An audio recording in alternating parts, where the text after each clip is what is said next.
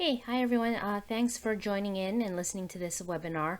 We had two instructor webinars earlier this month, and we're going to go over that content in case you missed it or just need a refresher. We talked about things regarding travel, anything really associated with face-to-face deliveries, mainly travel processing and different guidelines. First off, I just want to say thank you again, and I hope you are all doing okay. I mean, there's been a lot of weather events, and then there's been the continuous pandemic. So I hope you guys are okay. Majority of you have familiarized yourself with the different things with RCUH, and some of you are still in the process of transitioning over, which is totally fine. This will be useful to you once you have transitioned over and start doing face-to-face deliveries. So we have done a couple of face-to-face deliveries so far, and as we do more and more, there are going to be a lot of questions and a lot of different things we are even learning throughout this process. So we want to go over some of the important things to highlight and answer some of the questions that you guys have sent us our way. All right, let's kick it off. So here's the agenda and the different things that we're going to cover in this presentation. First, on Makua, you can download sample travel documents. There's going to be an assignment, travel request, and travel completion document. Each of the documents will have annotation. It'll give more information to help you when you process your travel. So let's go. All right, some need to know information on the assignment. First, let's start off with the administrative information. So on the first page of their assignment, there will be a pre and post delivery checklist. Use that. It'll help you make sure that you're not missing anything or that we didn't miss anything on our end. Once you have all of your travel documents, you email it to Danette in one PDF packet. You don't have to, there's no form for you to fill out, no cover letter we need, just the travel documents. And she will email you if you're missing anything or have any questions.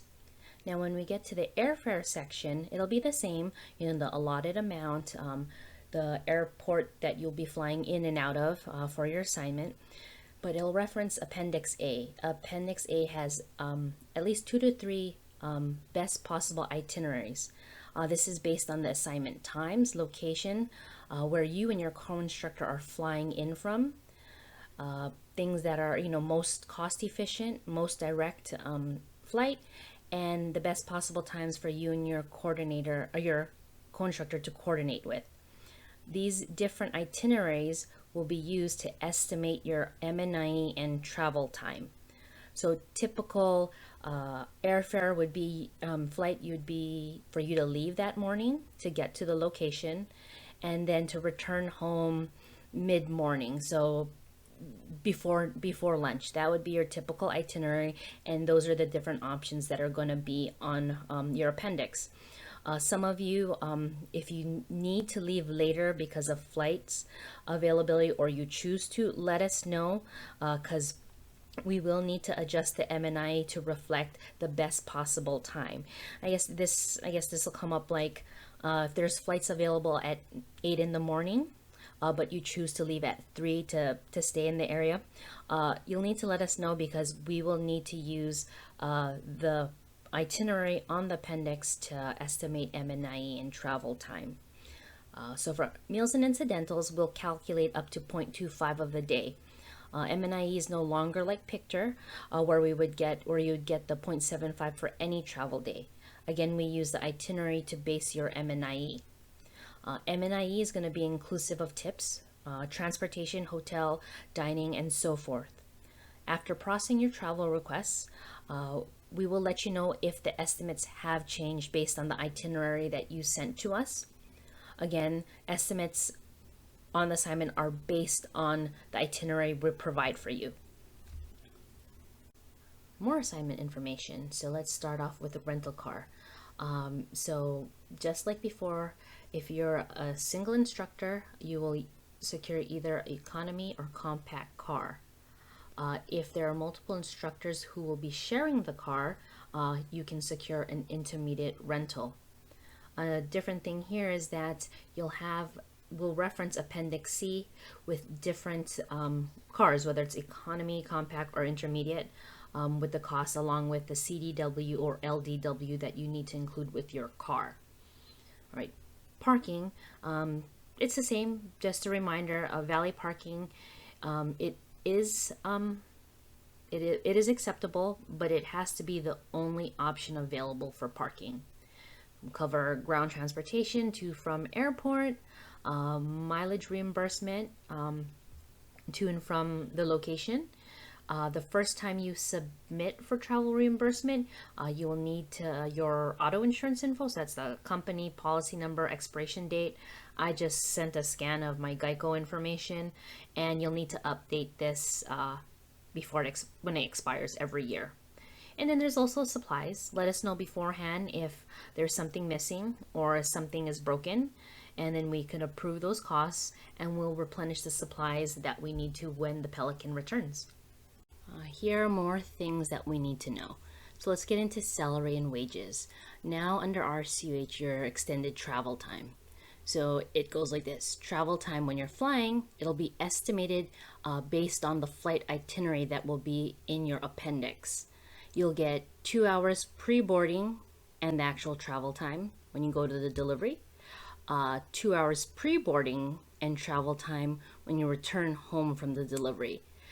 The travel time is each leg of the flight and layover. So if your flight is 2 hours, one leg, layover 1 hour, second leg is 2 hours, you will get 5 hours in travel time.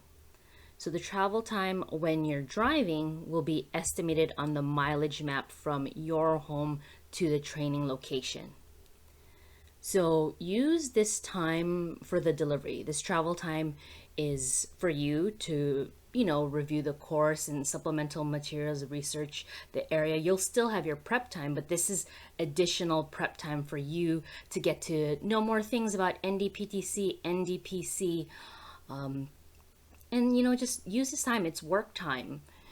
I think in general, you are going to get anywhere from 3 to 8 hours more than you did under Pictor. So this is important that you utilize this time for your own development. And based on the itinerary, we'll calculate travel time up to, 0.1 of an hour, 0.25 of an hour. We have a few more need to know items. So following up with the previous slide, we'll talk about your prep time. So setup, coordination, and breakdown, you'll have a total of 4 hours.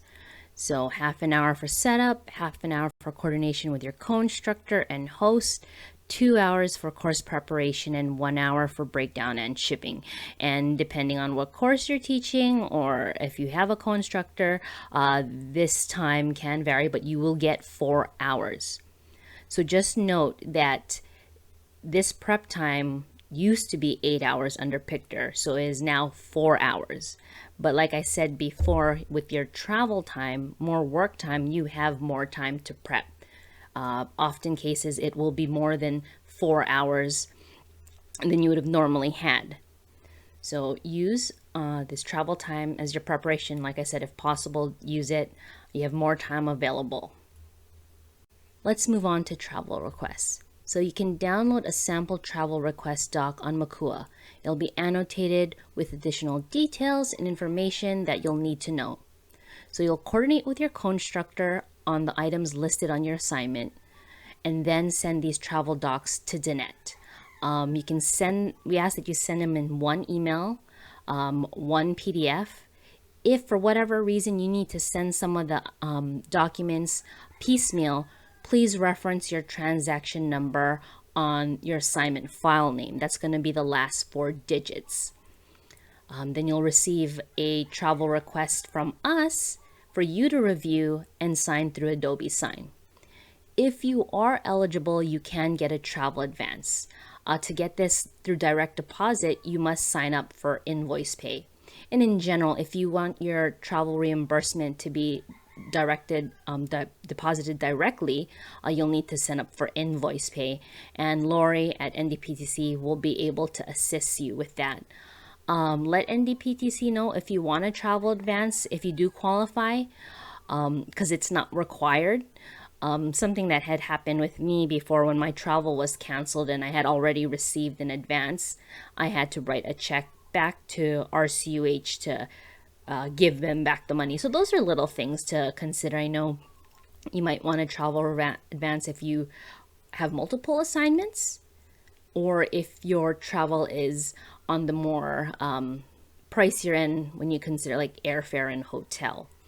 So let's go. Business itinerary will be used to calculate your M&IE. So if and when other travel can be added, you will need a business itinerary, just like you did with Pictor. That business itinerary will calculate your M&IE and travel time instead of your actual itinerary. So make sure you have that business itinerary if and when we do go back to adding personal travel while on assignment. Lastly is your travel completion. Again, you can download a sample travel completion doc on Makua with the additional details and information for you to review. So send your travel documents immediately. This is really important, especially if your travel, your assignment straddles 2 different pay periods. So at the end, if your travel time does change, whether it's a delay, a flight cancellation, notify NDPTC ASAP. Any delays, weather, or anything like that. When you do this, just also attach your transaction number so that we can easily look for which assignment you are referring to. These things can be like emailing your new boarding pass, a screenshot of the new times, forward any airlines emails, anything if there's a change. The more information we know, the better. And then we will recalculate your travel time M&IE if necessary. But again, these things need to be sent to us immediately, especially during the end of a pay period. Travel time must be submitted during the pay period. So you must submit your travel during that pay period that you actually travel. We cannot post it after the fact to get paid at a later date. So that's why this is really important. Your salary will be direct deposit.